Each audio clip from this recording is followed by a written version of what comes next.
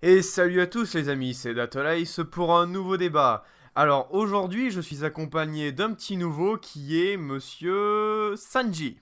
Alors, t'es gentil, petit nouveau, t'es gentil, hein? Merde, hein? Eh bien bonsoir à toi, et aujourd'hui un débat qui m'intéressait depuis un petit moment que je me tâtais à faire, c'est un débat sur les dessins animés de notre enfance. Alors quand je dis dessins animés, je peux parler de films, courts-métrages, séries. Voilà, qui va être ce Ouais, débat-là. tu viens quand même d'associer ce tâté et dessin animé, hein? Enfin, Oh putain, d'accord, ça démarre très fort. voilà, ça démarre très fort. Ok, donc du coup, on va commencer directement avec les films, parce que je pense que c'est la catégorie qui va être la plus regroupée, entre guillemets.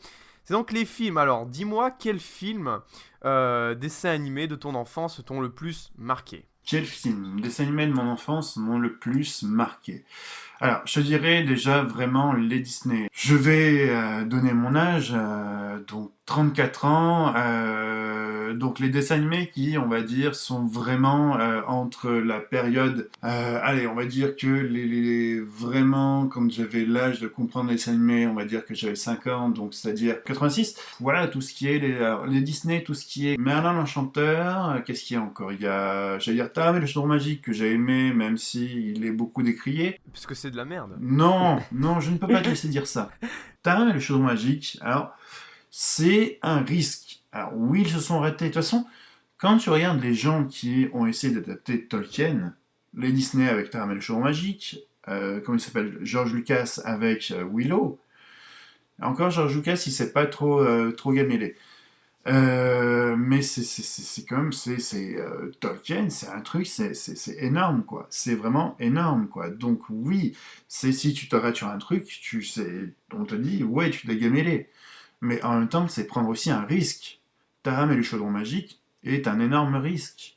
Et ils l'ont pris. Je suis pas d'accord dans le sens où, pour moi, Terme et Chaudron Magique, il y a plein de trucs qui ne vont pas. Alors, que ce soit une prise de risque ou pas, là n'est pas le débat, mais le résultat en tant que tel, pour moi, est un film qui est raté de par son héros.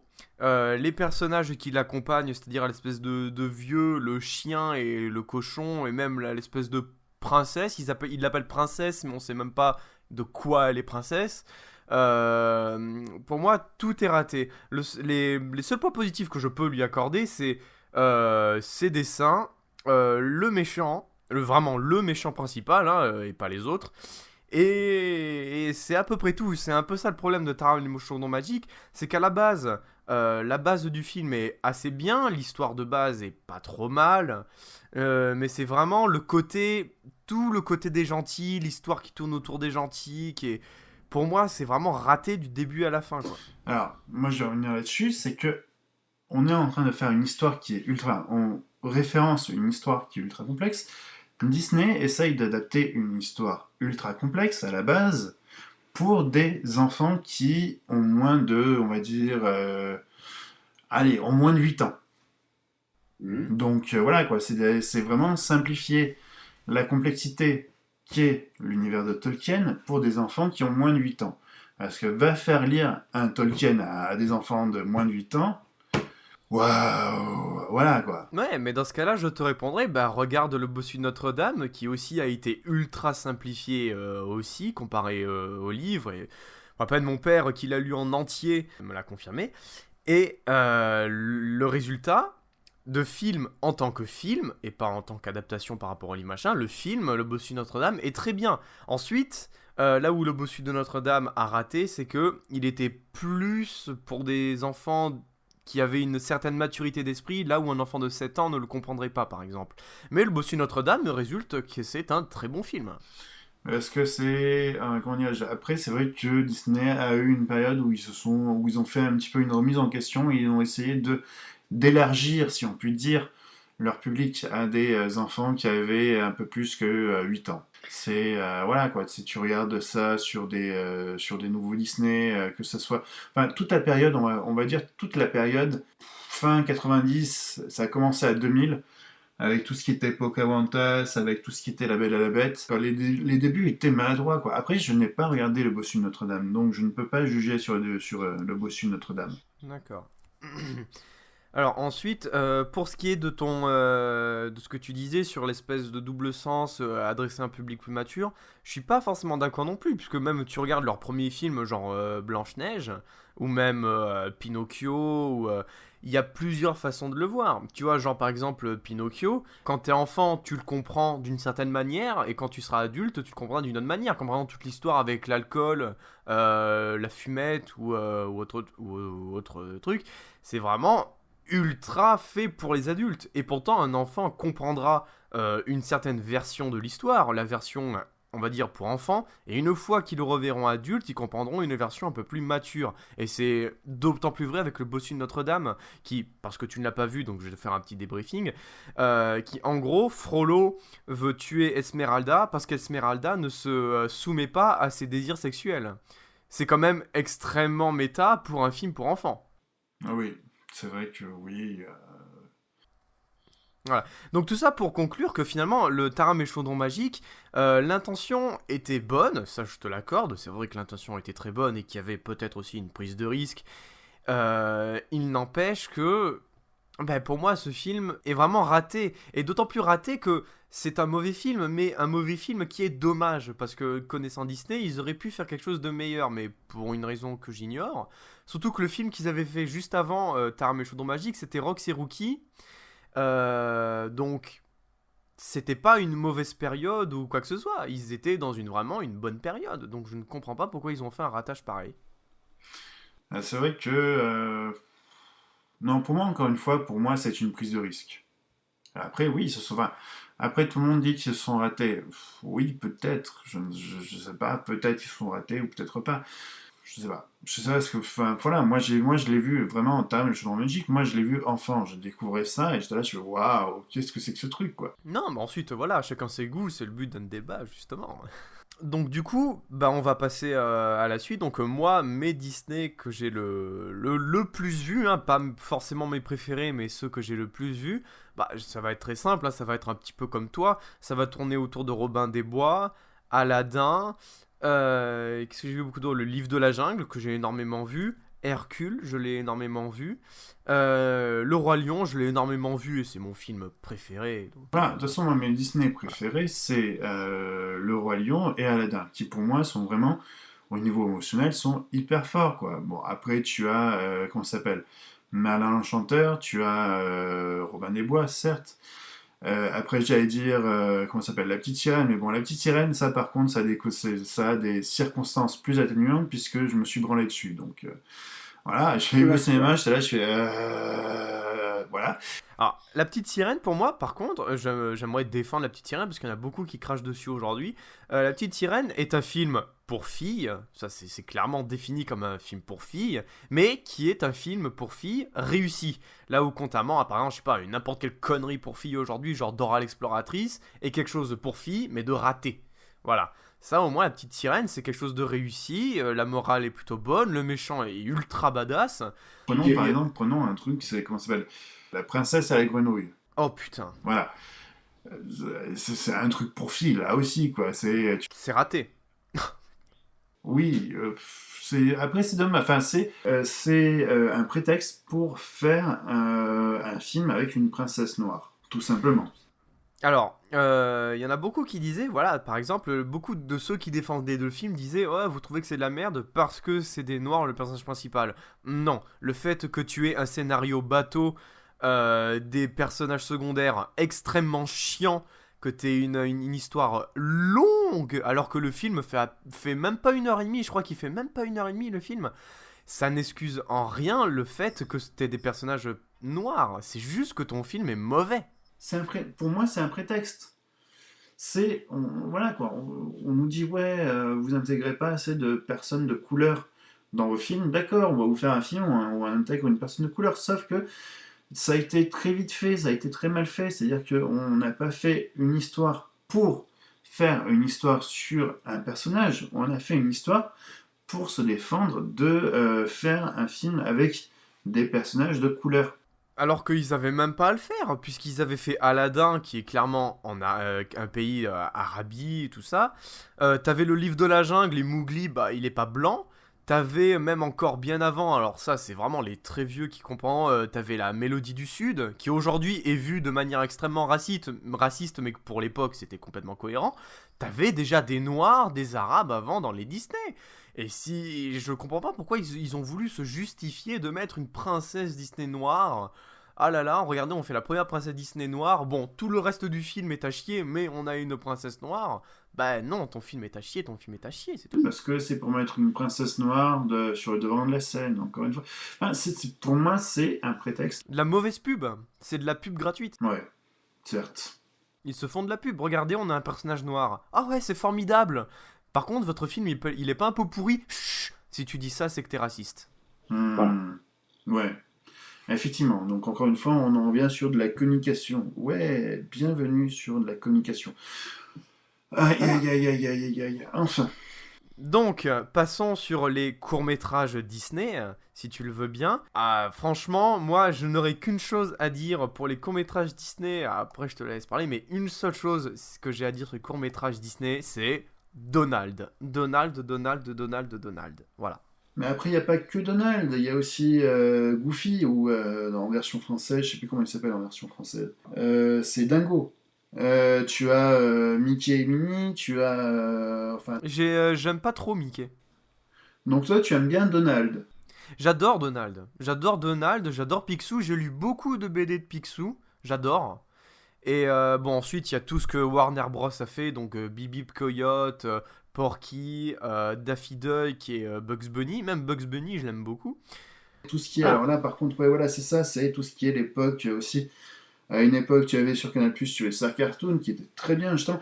Tout ce qui était les cartoons, et là aussi on en revient, tout ce qui était les cartoons des années 50-60, Tex Avery, Tom et Jerry, Scooby-Doo. voilà, Warner Bros. Et... comment il s'appelle, Disney et Hanna et Barbera. Hanna et Barbera avec donc Scooby-Doo, avec Les Fous du Volant, avec, je sais plus comment ça s'appelle, Mr. Magoo, si je dis pas de bêtises. Alors là, on est quand même passé un peu aux séries. Donc vas-y, dis ton avis sur le court-métrage, puis après on passera aux séries, parce que là on dérive. Bah, avant, c'était pas des séries, après c'est devenu des séries. Scooby-Doo, c'était déjà une série. Enfin, non, quoi que non, t'as raison, oui, peut-être Scooby-Doo et tout ça, ouais, c'était des séries avant, oui. Donc ouais, les courts-métrages, bah, en fait c'était génial parce que ce qui était génial, c'est qu'on faisait passer des émotions en dessin animé. Et c'était, en fait, c'est vraiment faire passer en fait des émotions en dessin animé et faire appel à notre sensibilité enfantine, comment dirais-je, notre enfant intérieur, si universel. Quand tu prends par exemple enfin, tout ce qui est le muet, noir et blanc muet, donc quand tu prends Charles Chaplin, quand tu prends Buster Keaton, ce genre de personnes, quoi. C'est quand tu prends ça et que tu prends aussi les cartoons, que ce soit Tex Avery, que ce soit les Warner Bros, que ce soit les Disney, enfin, plus les Warner Bros et Tex Avery qui les Disney, parce que les Disney étaient vraiment ciblés pour on va dire, enfants, donc un peu niais, mais enfin... Je suis pas d'accord, pas trop, mais un peu niais. Par contre, tu prends un Tex Avery, tu prends un Warner Bros, là, tu n'avais pas tu avais des choses qui étaient complètement folles. Tu as le Tex Avery où tu as le loup qui est, enfin voilà quoi, tu as le loup, le chaperon rouge, tu as Droopy, enfin c'est magnifique, c'est génial. C'est à la fois ça s'adresse aux enfants et ça s'adresse aussi aux adultes. Tu vois le truc, tu vois le côté à la fois cartoon et le côté aussi émotion où tu as, enfin le côté très exagéré, quoi, l'exagération au maximum que tu n'auras pas sur un Disney. Un Disney, enfin, tu vas peut-être avoir des exagérations, mais ça va être très lisse. Tandis que un Warner Bros ou un Tex Avery, surtout les Tex Avery, tu vas avoir une exagération qui va être mais vraiment tirée. Tu vas avoir de l'absurde. Tu vas avoir dans les Warner Bros et dans les Tex Avery, tu vas avoir de l'absurde à fond que tu n'auras pas dans un Disney. D'accord. Alors, juste pour faire un petit point, là où par exemple un Disney, tu disais que c'était un peu plus niais, c'est pas exactement que c'est plus niais, c'est que Disney, déjà ce ne sont pas des cartoons, il faut faire la différence entre cartoon et dessin animé. Les trucs comme par exemple Donald, c'était vraiment l'exemple que je peux le mieux parler. Les Donald, c'était pas du cartoon, c'était vraiment du dessin animé, donc c'est pour ça qu'un cartoon, c'est plus exagéré, c'est parce que justement c'est un cartoon. Et Disney faisait plus passer l'humour comique de situation. Par exemple, je sais pas moi, Donald emmerde une abeille, hop, l'abeille vient la faire chier, c'est plus par là que ça y va.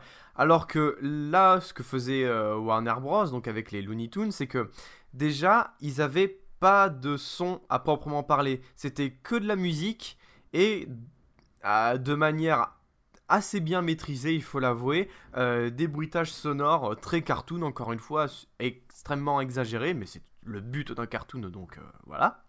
Il te faisait passer tout ça par de la musique. Et je ne sais pas si tu as déjà essayé d'écouter un Warner Bros. Sans l'image. En écoutant juste le son, tu comprenais quand même ce qui se passe. T'entends des... Voilà, tu n'avais pas forcément besoin de l'image pour comprendre. Et inversement, tu n'avais pas besoin du son pour comprendre. C'était vraiment quelque chose d'extrêmement compréhensible. Et ça pouvait s'étendre à peu près partout, puisqu'il n'y avait pas de traduction à faire pour en parler. Il n'y avait pas vraiment de VF. Mis à part, parfois, ils te sous-titraient un panneau ou un truc vite fait comme ça. Donc, c'est pour ça que les cartoons ont plus réussi à... Parce que c'était c'était plus compréhensible. C'était un langage plus universel, qui est le comique visuel. Là, pour le coup, c'est Coyote qui se prend une caisse de 10 tonnes sur la tête. Que tu sois chinois ou français, tu comprends ce que c'est. C'est le mec, voilà, il se fait écraser. Alors que, voilà, ceux de Disney, c'était vraiment un truc plus situationnel. Et pour conclure là-dessus, donc du coup là on va vers les séries. Moi je conclurai là-dessus, c'est que moi personnellement je n'ai pas du tout, mais alors pas du tout connu l'ambiance Club Dorothée, tout ça pour moi c'est complètement inconnu pour moi. J'ai vu quelques extraits bien sûr, et aujourd'hui bah je trouve ça assez ridicule, donc j'ai pas le recul nécessaire pour vraiment être dans le trip de l'époque. Pour être dans le trip de l'époque, on va dire tu avais sa cartoon qui passait le dimanche soir vers, je crois que c'était oui, vers 20h, quoi, avant le film de 21h. Donc c'était, voilà, quoi, tu avais le dimanche soir à 20h, tu avais ce côté qui te disait, enfin, cette espèce de réunion de famille où tu regardais ces cartoons, tu regardais des dessins animés, quoi. Un peu comme dans les cinémas avant, où tu avais, avant le film, tu avais un court-métrage animé qui passait avant le film, quoi. Je n'ai pas connu cette époque non plus. C'était génial, quoi.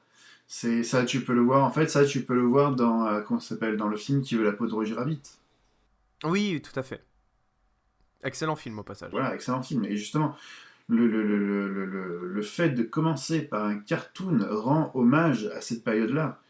Et enfin, c'est après, moi personnellement, oui, j'aimerais remettre du cartoon, comment dirais-je, j'aimerais justement remettre cette situation cartoonesque dans les films, cette situation cartoonesque comme l'a pu le faire en France Louis de Funès, Pierre Richard, ou là en ce moment des réalisateurs, par exemple Yann Kounen, qui est un très bon réalisateur français, qui justement dans ses courts-métrages, dans ses premiers courts-métrages, était très cartoonesque. Tu prends, comment il s'appelle, Albert Dupontel, qui a justement aussi ce côté cartoonesque. Voilà. D'accord, bah écoute, je propose qu'on enchaîne donc du coup sur les séries. Alors, je pense qu'on aura du coup des goûts légèrement différents puisqu'on n'est pas vraiment de la même époque. Donc, je vais commencer si tu veux bien. Moi, c'est très simple. Je regardais beaucoup, j'aimais beaucoup les Yu-Gi-Oh! Alors encore une fois, j'ai connu plus la génération Yu-Gi-Oh! GX que la vraie génération Yu-Gi-Oh! Donc les deux sont comptés. Je regardais beaucoup les Totally Spies également. Je regardais Tom et Jerry, Scooby-Doo, je regardais aussi tout ce qui est Looney Tunes, les Simpsons, je sais pas pourquoi j'ai toujours aimé les Simpsons, d'aussi loin que je m'en souvienne, j'ai toujours aimé les Simpsons. J'ai regardé aussi tout ce qui est Hamtaro, j'ai regardé Code Lyoko, j'ai beaucoup regardé Cobra également, je kiffais ça. Et j'ai qu'un regret finalement, c'est de ne pas avoir vu la série Batman à l'époque où elle était diffusée, la vieille série, la toute première qui date de 92. Je n'ai pas du tout connu ça et je les ai regardés en fait que récemment. Et franchement, je regrette de ne les avoir vus avant parce que c'était putain d'épique. Bah écoute, moi quand j'étais enfant, je regardais beaucoup la télé. Mais vraiment quoi, je passais ma vie devant la télé. Donc tous les dessins animés, on va dire fin 80, début 90, tout ce qui était voilà les clubs Dorothée, les générations France 3 avec Minicum et bien avant Minicum, la 5 avec un purée de dessins animés qui s'appelait Ninja Pizza Kais, qui était un dessin animé japonais totalement barge, qui était super marrant. France 2 aussi, avec ses Hanna et Barbera. Voilà, quoi, c'est ce que je regardais, quoi. Faut savoir que tu as été donc plus touché par les générations Club Dorothée, donc tout ce qui était Ulysse 31, Dragon Ball. Moi, il faut savoir que par exemple, je n'ai pas du tout connu cette génération-là. Donc Dragon Ball, moi, ça m'est passé totalement au-dessus de la tête, hein, et même aujourd'hui, ça ne m'intéresse pas plus que ça. Encore que j'avais bien aimé Dragon Ball, puisque je les avais revus assez récemment. Mais tout ça, tout ce qui est Ulysse 31, c'est pas du tout une génération qui m'a touché, à part Cobra, qui est l'un des seules exceptions, avec Nicky Larson, que j'adorais énormément. Nicky Larson en VF, messieurs, dames. Voilà, ouais, bien sûr, mais Mais c'était ouais, génial. moi j'adorais regarder ça. Et puis, ce qui est très marrant aujourd'hui, quand je regarde en fait ces animés en version originale, de toute façon, bon, déjà de voir le massacre qu'a fait comment dirais-je, les sociétés de doublage français par rapport aux œuvres japonaises, et de voir aussi que tu peux avoir des corrélations entre œuvres japonaises. Par exemple, tu as comment ça s'appelle, Mammouth, par exemple, travaille dans un café. Donc le personnage de Mammouth, ils l'ont fait évoluer comme patron d'un café. Le café s'appelle le Cat Size. Ouais, c'est une référence à une autre série du même truc. Voilà, sera ensuite repris par les trois jeunes sœurs de la série Cat Size. Donc tu dis là, mais attends, qu'est-ce qui se passe? Quoi? Ils ont le même. Non, je pense que c'est plus une référence que vraiment un truc qui est dans la même. Alors ouais, peut-être que c'est une référence aussi. Oui, sûrement, sûrement, sûrement. Il y a tout ce qui est ensuite les Power Rangers. Les Power Rangers, il me semble que tu as quelque chose d'important à dire là-dessus. Alors moi, puisque tu as quelque chose de vraiment important à dire, je vais vite fait te donner mon avis. Power Rangers, j'ai toujours retrouvé ça ridicule, je trouve ça toujours ridicule aujourd'hui. Voilà, ce sera tout pour moi, vas-y. Donc Power Rangers, la version américaine, la copie américaine est ridicule. Parce que les producteurs américains se font du fric très facilement dessus. C'est-à-dire qu'ils prennent des jeunes premiers américains qu'ils font tourner voilà, quoi, tranquillement, et après ils rachètent les images des cascadeurs qui sont en costume de Power Rangers, enfin, pardon, de Deca Rangers, puisque l'original est Deca Rangers. Ils rachètent ces images-là et ils les collent, enfin ils les montent juste après. Donc, enfin, je vais dire, je vais être très virulent, très vulgaire, mais c'est mon point de vue. Ces connards de producteurs capitalistes américains, parce qu'il ne faut pas faire non plus de généralité, qui se font du pognon en dénaturant l'œuvre originale. Enfin, l'œuvre originale, je me comprends. C'est-à-dire que oui, l'œuvre que les Japonais ont fait, quoi. l'œuvre que les Japonais ont fait. J'ai vu comment ça s'appelle, comme tout le monde, les Power Rangers, et après je me suis intéressé à la version japonaise, les Deca Rangers. Et les Deca Rangers sont beaucoup plus adultes, enfin, beaucoup plus familiales, s'adressent à tout le monde, par rapport à la version américaine, à la copie américaine, qui est ciblée que pour des enfants et des préadolescents, on va dire. Enfin, les trucs qui sont plus sur notre continent, des trucs vraiment occidentaux, on va dire, comparés aux Japonais qui, eux, font des trucs... Les Japonais ont toujours fait un truc qui sont avant tout pour eux, c'est un truc vraiment japonais, vraiment culturel, et après, si les Occidentaux sont intéressés, ils le prennent. De toute façon, la production japonaise, ça coûte pas cher. C'est pour ça que le Club Dorothée avait racheté des trucs comme Nicky Larson, enfin City Hunter, et que quand ils ont vu ça, que c'était des trucs vraiment très japonais, vraiment très culturels, avec les bars à putes, enfin pas, non, c'était pas des bars à putes, non, Nicky Larson, c'était des bars à des maids, quoi, enfin des trucs vraiment très japonais, qui n'existent même pas en France d'ailleurs. Euh, et c'est là qu'en fait ils ont dû déjà censurer, pour pas choquer le bon enfant français, n'est-ce pas? Et de ce que tu nous parlais là, de cette espèce d'adaptation, ils ont fait ça, mais ça se fait encore aujourd'hui.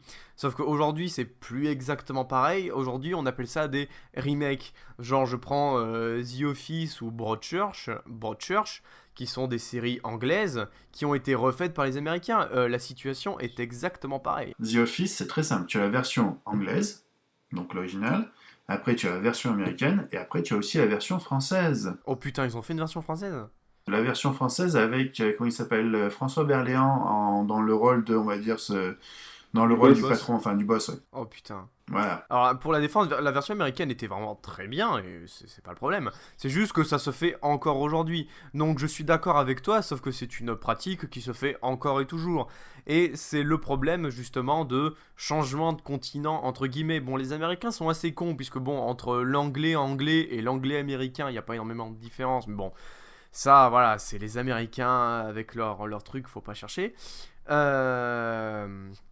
Il y a, enfin cette pratique se fait encore et toujours. Sauf que aujourd'hui, grâce à Internet, ça se fait beaucoup moins. Genre par exemple, tu prendrais un anime dans la même lignée que Nicky Larson aujourd'hui. En France, le doublage déjà, il existerait pas beaucoup. Genre par exemple, je prends un anime que vraiment les connaisseurs d'animation japonaise connaissent, c'est JoJo's Bizarre Adventure. C'est un truc, tu vois ça qu'au Japon. Tu vois ça qu'au Japon. C'est un truc qui ne peut pas être traduit en VF. Ça ne peut pas être traduit en VF. Tous les gags reposent justement sur la langue japonaise avec leur... Enfin voilà, je vais pas vous faire tout JoJo's Bizarre Adventure.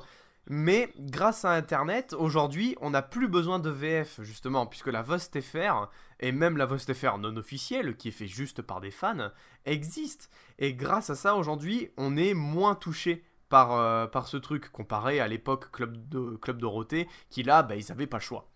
Donc, voilà. Club Dorothée, quand même, ils ont essayé un truc, c'est qu'ils ont essayé de faire une VF sur un manga japonais qui, on va dire, est pas trop connu, qui s'appelle Muscleman. Et qui est, mais totalement délirant, quoi. C'est le problème, c'est justement, ils ont essayé de, pour moi, la grosse erreur qu'a fait pas le Club Dorothée, mais voilà, je fais une généralisation comme ça. Le gros problème qu'a fait le Club Dorothée pour moi, enfin cette génération, c'était de vouloir rendre quelque chose pour enfants, quelque chose qui à la base n'était pas enfant. C'est comme si tu me donnais un DVD de Scarface et que tu me dis, vas-y, fais une version avec ça pour enfants de 5-6 ans.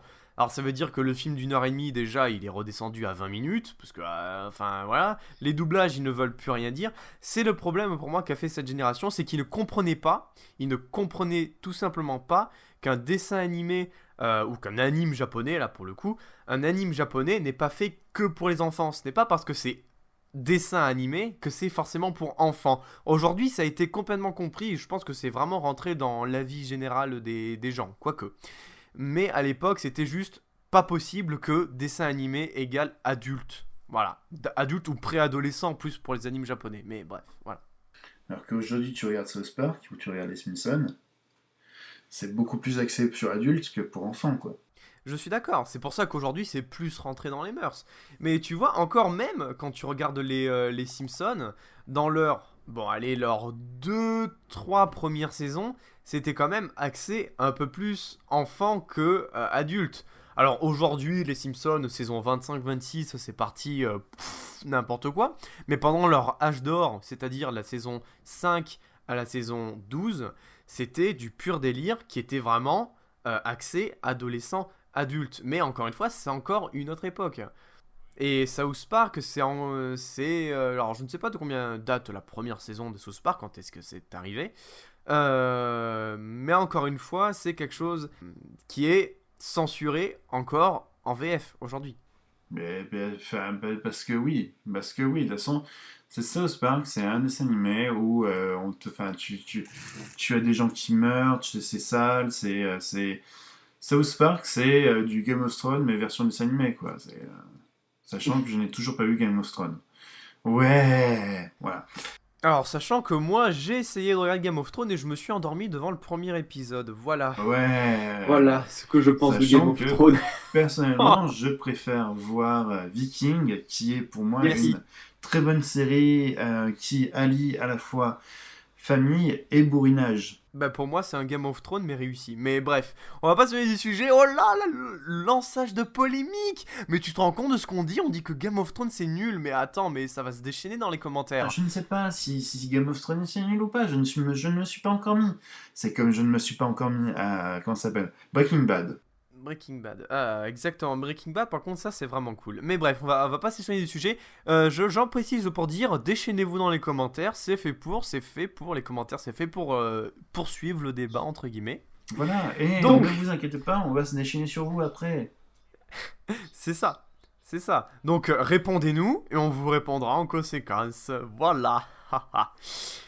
Donc, du coup, pour poursuivre le débat, je te propose donc, on était déjà bien rentré dans le sujet, est-ce que tu penses qu'aujourd'hui, les dessins animés d'aujourd'hui sont aussi bien, mieux ou moins bien que les dessins animés que nous, on a connus à notre époque? C'est une très bonne question. Sachant que là, pour les dessins animés, moi je regarde Slugterra. Par exemple, Slugterra, moi je n'aime pas du tout. J'ai commencé à suivre et puis au bout d'un moment, ça me cassait les couilles. Ça m'a cassé les bonbons. Ah, bon, Slugterra, c'est quoi? C'est un gosse qui descend. Il va descendre dans ce qui est en dessous de la Terre, puisqu'il y a de la vie en dessous de la Terre, comme dans le centre de la Terre, qui est d'ailleurs une magnifique fiction. Et là, il va devoir défendre cette espèce de bout de terre, de centre de la Terre, comme l'a fait son père avant lui. Sauf que son père s'est fait trahir, il s'est fait tuer, et donc ce gosse va venger son père. Sauf que le premier épisode, ça commence, on voit le père donc de je ne sais même plus comment il s'appelle le gosse, Eli Shane. Donc le père de Eli Shane se fait buter. Et tu as donc le familier, puisque ça marche par familier en fait. C'est un espèce en fait de Pokémon mais de Disney. Si tu veux, Disney ils ont mélangé en fait Pokémon et western. Pour revenir dessus, donc le père se fait tuer. Tu as le familier du père qui remonte à la surface, donc dans notre comment dirais-je, dans notre univers, et va chercher le gosse. Donc va chercher Eli Shane qui a 15 ans. Le familier va de suite montrer la boîte qu'a laissé son père à Eli. Là, le gosse, il ouvre la boîte et toi, tu n'as même pas le temps de comprendre, de saisir que c'est un espèce de passage de flambeau, que le gosse, il a 15 ans, il avait « Oh ouais, trop fort, j'ai un passage de flambeau. Ouais, mon père il est mort, donc ça veut dire que c'est bon, je peux reprendre ses rênes. » What the fuck? Ben voilà. Donc voilà, c'est... voilà quoi, je n'ai pas aimé. Je le dis très simplement. Je vais pas dire que c'est nul parce que je pense que des gens ont sûrement aimé ce dessin animé, mais voilà, moi je n'ai pas aimé ce Slugterra. Et donc, du coup, pour répondre à ma question, les dessins animés d'aujourd'hui, est-ce que tu les trouves mieux que ceux d'avant? Est-ce que je les trouve mieux que ceux d'avant? Ah, c'est très difficile à répondre à cette histoire-là parce que... alors, on va prendre un exemple, on va prendre les Tortues Ninja, on va prendre la série qui s'est faite, je crois, en 92 ou 94, je ne sais plus, et la série en ce moment qui rend hommage, qui s'inspire justement de la série de 92, 94, je ne sais plus. Alors, moi j'étais très attaché aux séries des Tortues Ninja de 92-94, même si c'était pour vendre des jouets. Je m'éclatais à voir ça. Et les séries qui sont faites maintenant, ils ont réussi à développer en fait une histoire. Mais j'avoue que je reste nostalgique. Donc, enfin, je suis trop subjectif pour dire oui, c'est pas mal, oui, j'apprécie parce qu'il y a de ci, il y a de ça. Est-ce que je dirais que c'est mieux ou pas? Mais bien sûr que c'est subjectif, c'est le but du débat. Donc toi, subjectivement, qu'est-ce que tu nous répondrais? Bah, en fait, moi, je serais subjectif, mais de façon à dire c'était mieux avant. Alors que dire c'était mieux avant est une grosse connerie. Et enfin, c'est un truc, c'est ouais, c'était mieux avant. Bah non, c'est une grosse connerie. Voilà, moi, si tu veux, moi, c'est vraiment, je suis subjectif là. Donc, je suis subjectif, mais dans le mauvais côté du subjectif, dans le mauvais côté. À dire c'était mieux avant. Alors que non, avant c'était un truc qui était fait pour vendre pour vendre un produit. Enfin, pour vendre des jouets, quoi. C'était. En fait, moi je consommais la télé comme on consommerait Facebook ou 9gag maintenant. D'accord. Eh bien, pour te donner mon avis, moi, c'est pas vraiment le, j'ai pas vraiment le même avis que toi. Moi, c'est plutôt que aujourd'hui, j'ai l'impression que là où, je prends par exemple Disney, par exemple, essayer de faire un truc un petit peu vu par tous les étages entre guillemets, c'est-à-dire quand t'as 8 ans, tu vois une certaine version du film, quand t'en as 16, tu vois une autre version. Moi, je dirais qu'aujourd'hui, on a plus tendance en fait à espacer cela. C'est-à-dire que les trucs pour enfants, là où par exemple Pinocchio pouvait être compris par un enfant de 6 ans, aujourd'hui, pour un enfant de 6 ans, on va faire un dessin animé pour enfants de 6 ans. Genre Dora l'exploratrice et d'autres conneries dans ce genre-là. C'est vraiment de la merde. C'est-à-dire qu'aujourd'hui, moi je regarde Dora l'exploratrice, je trouve que Dora c'est de la merde. Parce que c'est vraiment de la merde. Et un enfant de 5 ans trouvera ça génial. Parce que c'est vraiment un produit qui est fait pour tel âge. Mais là où aujourd'hui c'était mieux qu'avant, c'était que par exemple, là je prends des animes un petit peu au pif, là où par exemple Another, Black Butler Mirai Nikki, j'en passe, qui sont des animes japonais qui aujourd'hui ne passeraient, enfin qui à l'époque ne seraient pas du tout passés ou s'ils seraient passés, ils auraient une VF qui démonte complètement l'œuvre originale. Aujourd'hui, on continue de faire des VF. Bon, la VF, ça reste le mal, on est d'accord, mais c'est une preuve d'évolution. Aujourd'hui, on fait des VF qui restent fidèles à l'œuvre d'origine. Je prends par exemple Another, qui est un anime vraiment gore, où le langage est assez cru, ou même Black Butler, ou ce que vous voulez. Il n'empêche que les dialogues sont retranscrits quasiment à la lettre. Je dis bien quasiment parce que le japonais c'est quand même une langue assez éloignée. Où à l'époque des trucs ne seraient absolument pas passés. Donc ça c'est une preuve d'évolution, c'est une preuve qu'aujourd'hui il y a du mieux qu'avant. Ça c'est une preuve indéniable. Il n'empêche que aujourd'hui on a compris que les animes japonais, américains, français, ce que tu veux, ne sont pas forcément que pour les enfants, mais du coup tu perds cette espèce de génération, si tu vois ce que je veux dire. C'est-à-dire qu'aujourd'hui, je regarde le bossu Notre-Dame, putain, mais en fait, Frollo, il veut se taper à Esmeralda, et Esmeralda va se faire tuer juste parce qu'elle refuse de pomper Frollo. Et c'est tout. Alors que aujourd'hui, ça passerait plus. Je pense qu'un truc comme ça, pour enfants, ne passerait plus.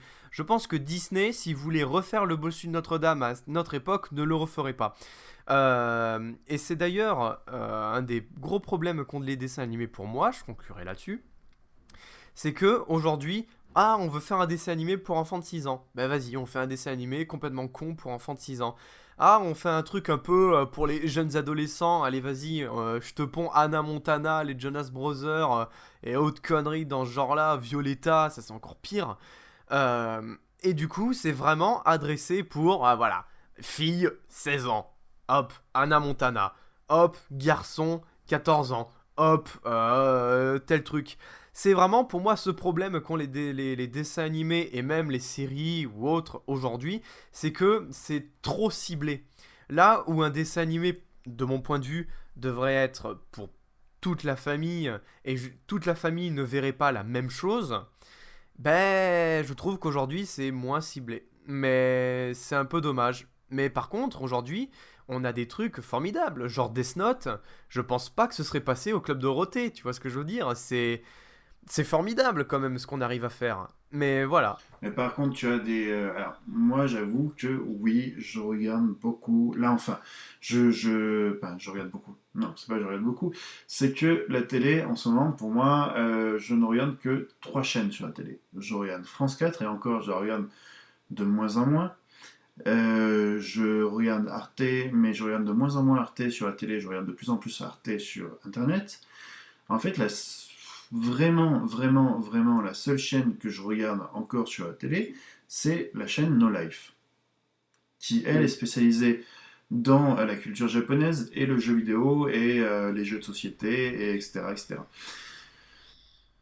Tout à fait. Aujourd'hui, tu as des chaînes qui te rediffusent un épisode d'un anime japonais 24 heures après sa diffusion au Japon. C'est génial. Avec les sous-titres et tout, c'est génial. À l'époque, au Club Dorothée, jamais on aurait eu ça. Donc non, c'était pas mieux avant.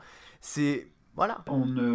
Parce que à l'époque, on ne savait pas ce que c'était comment dirais-je, on ne savait pas ce qu'était le manga ou la culture japonaise, on ne savait pas ce que ça représentait. C'est pour moi ça. Il y a vraiment eu une preuve d'évolution aujourd'hui, c'est ce que je disais. Et aujourd'hui, tu as des fans qui sont allés chercher beaucoup plus loin, qui sont allés chercher quoi. Par exemple, moi je suis fan absolu du dessin animé, enfin du dessin animé, pardon. Je suis fan absolu des Chevaliers du Zodiaque. Oui, j'ai commencé à les regarder en VF quand ils sont passés sur le Club Dorothée. Et après, je me suis intéressé, j'ai regardé la version japonaise sous-titrée en français. Putain, mais j'étais là, mais pourquoi est-ce qu'ils ont coupé ça? Mais pourquoi est-ce qu'ils ont fait ci? Mais pourquoi est-ce qu'ils ont fait ça? Mais Mais c'est la censure, tout simplement. pourquoi? Pourquoi? Donc voilà, ouais, il y a ce côté de censure qui... Enfin, pourquoi est-ce qu'ils ont... pourquoi, voilà, pourquoi vouloir absolument acheter des œuvres animées sans se soucier de savoir à qui est-ce que ça s'adressait?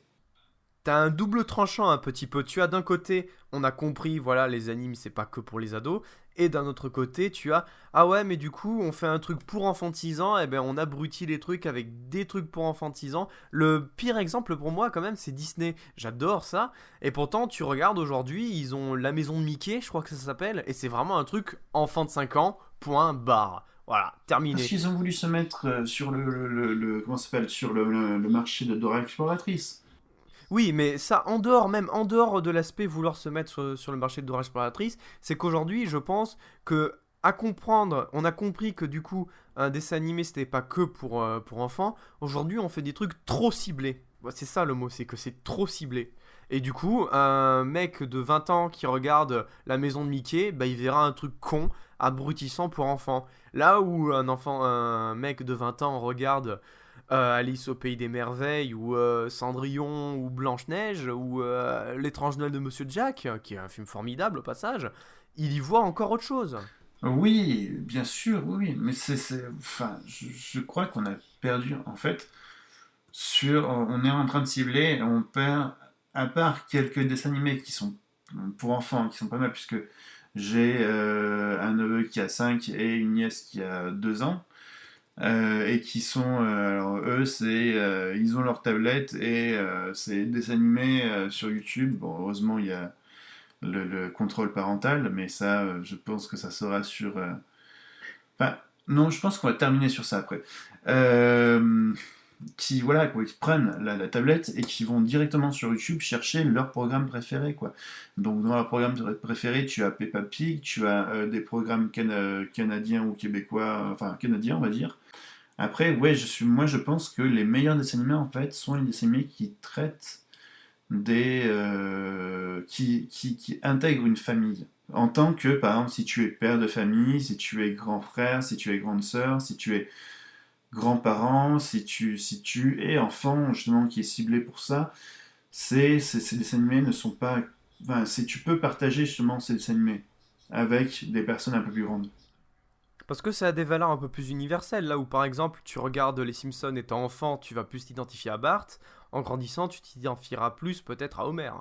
Ouais, ouais, sachant que en étant en grandissant, en étant, on va dire, un adolescent, tu peux continuer à t'identifier à Bart, parce que Bart est vraiment l'archétype de l'adolescent que nous sommes. D'accord.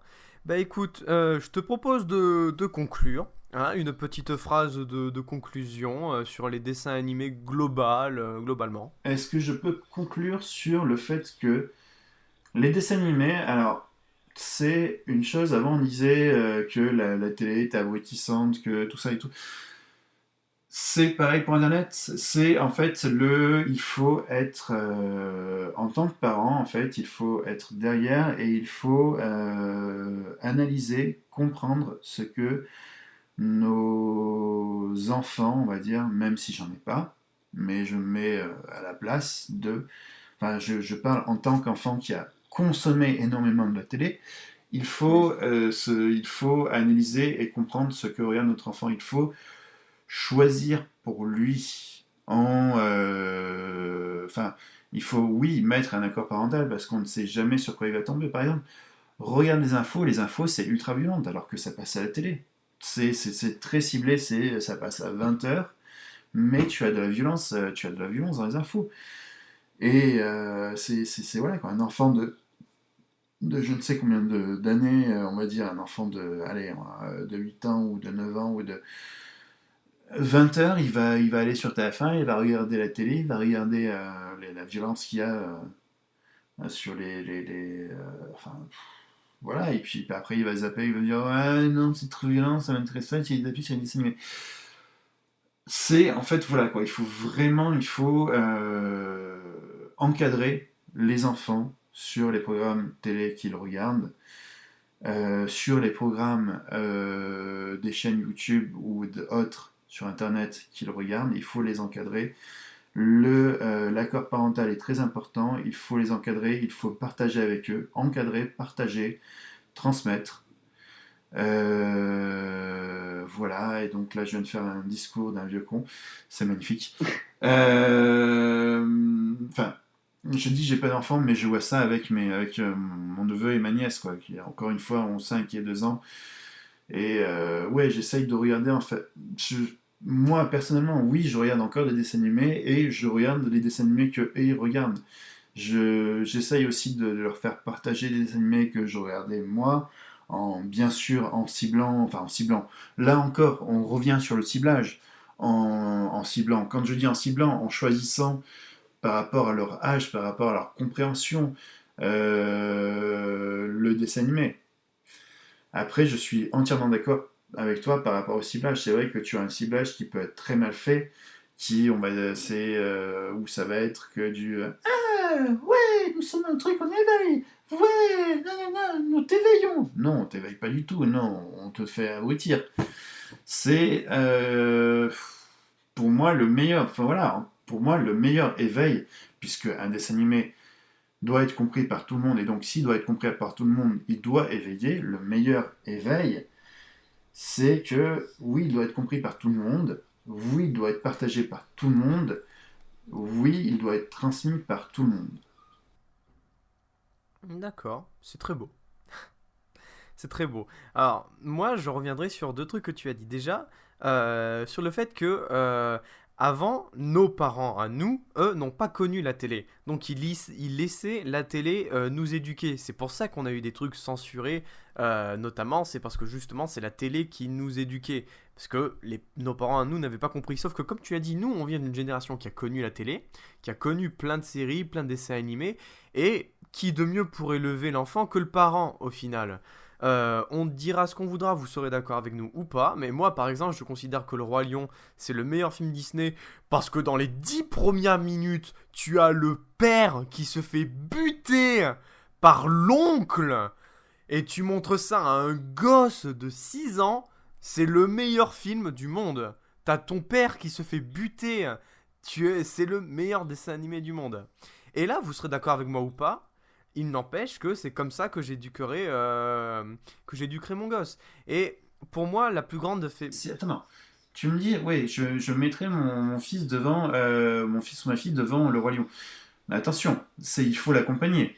Une chose, Oui, c'est bien il sûr, faut l'accompagner, il faut en discuter avec bien lui. sûr. C'est très important de discuter, d'accompagner, de discuter. Bien sûr, mais le message l'un des messages du Roi Lion, c'est tout simplement que, ben voilà, tes parents, ben tu les aimes, tout ça, mais ils ne sont pas éternels. Et c'est la dure vérité qui doit être appris à un enfant, c'est que les parents, les amis, la famille, ça n'est pas éternel, qu'il faut en profiter tant que tu en as, et que, ben des salauds, ben tu en as de partout, même dans ta famille. Et c'est vraiment ça. L'une des faiblesses pour moi des dessins animés ciblés aujourd'hui, genre Hannah Montana, Dora, je vais pas tous vous les refaire, c'est que aujourd'hui, il n'y a plus de vraie morale, il n'y a plus de message caché derrière. Ouais, on va aller sauver le sac à dos rouge. Voilà, t'as sauvé le sac à dos rouge, voilà, bah il y a aucune, il y a rien derrière.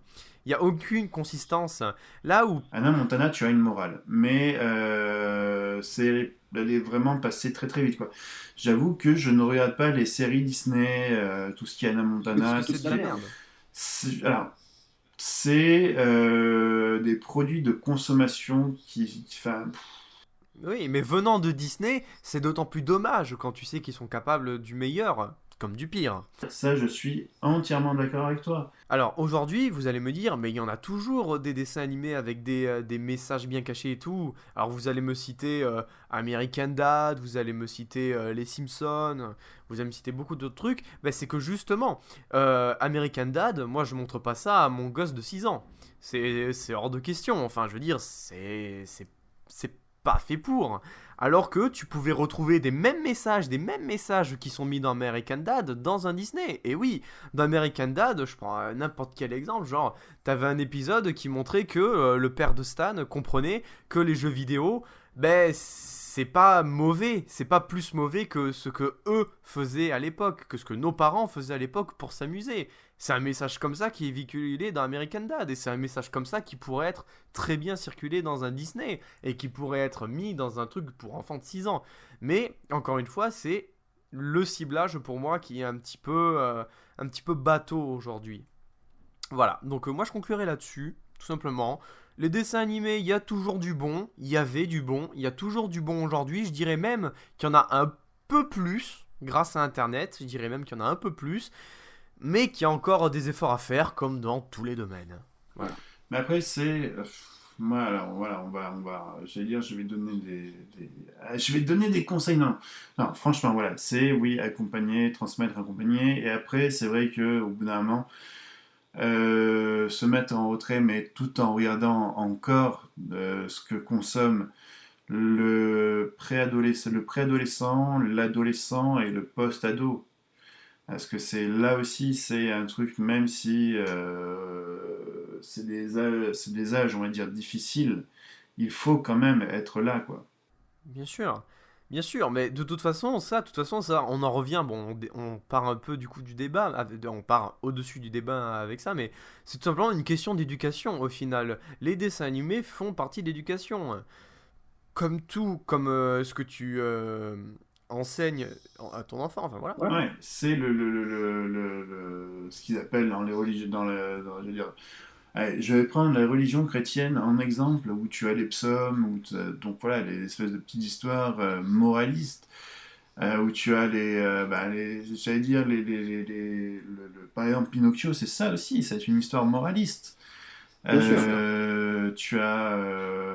Dumbo aussi, s'accepter malgré sa différence, évidemment. c'est... Voilà, quoi, c'est... Oui, alors voilà, après, oui, bien sûr. Est-ce que c'est les dessins animés? Enfin, c'est pas, ils font partie de l'éducation, ils font partie de ce que tu absorbes, de ce que tu vas aimer ensuite, ou de ce que tu vas détester. Ils font partie, en fait, de ton éducation culturelle et générale. Bien sûr. Enfin, ouais, voilà, quoi. C'est vraiment l'éducation culturelle, quoi. Et après, une chose, ne pas s'offusquer si les enfants vont au-delà de l'interdit, ils vont voir Moi, je sais, je l'ai fait, quoi. Moi, j'ai vu des trucs interdits, les films. Bien sûr. Alors, les films de, on va dire les films de cul, les films X, hein, ouais, je les ai vus bien avant 18 ans, quoi. Je me Bien suis sûr. bouffé des films X Bien bien avant sûr. 18 ans. Je me suis bouffé des films interdits au moins 18 ans. Donc là, je ne vais plus parler des films X, mais des films d'horreur bien avant 18 ans. Bien Bien sûr. sûr. Que ce soit alors film français, deux films français interdits au moins de 8 ans. Donc un film de Mathieu Kassovitz qui est très bien, qui s'appelle Assassin, avec Michel Serrault et Mathieu Kassovitz, que je conseille absolument. Le film avec Benoît Poelvoorde qui s'appelle C'est arrivé près de chez vous, si je dis pas de bêtises, qui est voilà quoi, il est ultra violent quoi, mais alors après je vais revenir là-dessus. C'est voilà quoi, c'est oui bien sûr, là aussi j'ai bravé l'interdit. Là aussi il faut savoir aussi laisser les enfants braver l'interdit. Alors ça fait partie de ce que j'appelle ton éducation personnelle. Enfin, je vois mal ton père ou ta mère te dire, ah bah alors voilà, la fellation c'est ceci, cela. Enfin, je sais pas quel genre d'éducation vous prévoyez pour vos enfants, mais moi je me vois pas expliquer ce que c'est qu'une fellation à mon gosse de 16 ans. Allez, 16 ans, et encore, même avant 16 ans, je suppose qu'il y en a qui ont déjà vu des films X. Voilà. Sachant que voilà, maintenant grâce à internet, tu peux voir des films X. Mais encore une fois, oui, il faut être après, encore une fois, voilà quoi. S'il faut être derrière, il faut analyser ce qu'ils regardent et il faut les accompagner dans ce qu'ils regardent. De toute manière, ensuite, ça fait partie de son éducation personnelle, mais en même temps, je vais te prendre un exemple tout con. C'est le syndrome, ce que j'appelle le syndrome cour de récré. C'est ce qui se raconte dans la cour de récré. Dans la cour de récré, il y a un élève qui se vante d'avoir vu un film X. Hop, toi, tu vas voir un film X du coup. Et ça, c'est pas grave. Mais ce que je veux dire, c'est que ce qu'un enfant ne pensera pas avoir, il ira pas le chercher. Personne dans la classe ne dira qu'il a vu un film X. Ton gosse, il va pas avoir un film X parce il ne saura même pas ce que ça existe ou quoi que ce soit. Je dis un exemple tout con. Par exemple, je parle de dans la cour de récré, imaginez une classe d'enfants de 6 ans. Personne n'ira parler de zoophilie, et donc personne n'ira voir des vidéos de zoophilie. Tu vois ce que je veux dire? C'est le syndrome cour de récré, il y a aussi un peu de ça, mais là on s'éloigne vraiment du sujet, donc je te propose vite fait, tu me dis ce que tu penses de ce que je viens de dire, et puis on conclut là-dessus. Voilà. Vite fait de ce que tu as dit. Bah écoute, franchement, sur la conclusion, je vais te dire oui, je suis d'accord avec toi. Bien sûr, il faut. Je suis d'accord avec toi et voilà, moi, je conclurai que sur ces trois, j'allais dire sur ces trois mots. Il faut pas laisser, encore une fois, il ne faut pas laisser les enfants. Enfin, il ne faut pas dire tiens, vas-y, regarde ça sans avoir vu au préalable. Bien sûr, et d'ailleurs pour conclure sur ça, j'ai une anecdote à raconter. C'était moi au bureau de tabac avec ma mère qui avait vu un magazine avec un DVD de South Park offert dedans. Ma mère me l'a acheté, elle a vu des dessins animés machin hop pour moi. Et quand elle a vu que j'avais lancé le DVD et qu'elle a écouté ce que c'était, elle me l'a vite confisqué. Donc comme quoi, au final, il faut vraiment savoir qu'est-ce qu'on achète à son gosse et surtout de quoi ça parle. Donc du coup les amis, je vous propose de nous laisser ici, hein. Finalement, ce fut un débat assez intéressant. Dites-nous ce que vous en pensez dans les commentaires. Donnez aussi vos avis. Et puis, on se retrouve pour un prochain débat. C'est le moment de partir avec le sourire. Dans la maison de Winnie, on peut revenir. Winnie l'ourson, Winnie l'ourson. La la la la la la la la la. Allez, on se dit au revoir et à la prochaine.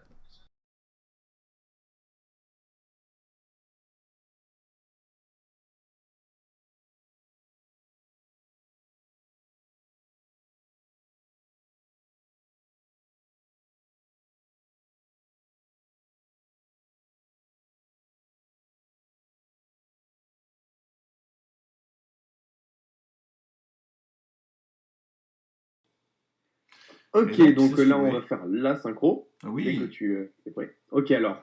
Tic, Tac, tic, tac, tic, tac. Ok. Rangers du risque. Voilà, déjà c'était donc la vanne qui commence très bien. Oui. D'ailleurs, tu connais le troisième frère de Tic et Tac? Non. C'est Toc. Oui, oui, voilà. Voilà, Très merci. drôle. C'était très drôle, c'était nul. Au revoir. Bon, voilà. Alors, en Ah, sachant qu'en ah, plus, ah, en ah. général, après les débats, je cache, après la fin, je mets les prises ratées ou un truc comme ça. Donc, il est fort probable qu'il y ait ça après le débat. Après les D'accord. post-génériques et tout ça. Longue vie au roi.